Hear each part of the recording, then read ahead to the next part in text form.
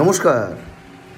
আপনাদের সামনে এলাম ওই কাঞ্চার কথা বলতে। আরে কাঞ্চা ওই নোংরাটা, ওই যে কাঞ্চন মল্লিক নাকি ঢ্যারের লোকটা, যে রোগা পাতলা ফিনফিনে লোকটা, 4-5টা না কটা বিয়ে করে, যাই হোক ছাড়ুন ওর কথা।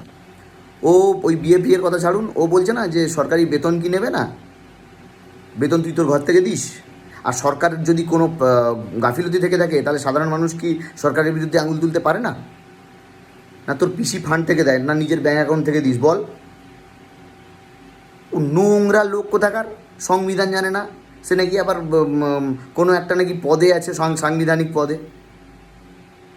অ্যাক্টিং করে, মানে অভিনয় করে খায়। তো সেটাই কর না।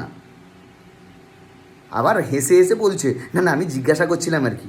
কেন জিজ্ঞাসা করবি? তুই জানিস না? জানবি কী করে? মূর্খ হলে জানবি কী করে? ও মানে কথাটা হচ্ছে, সরকার ভুল কাজ করলেও প্রতিবাদ করা যাবে না।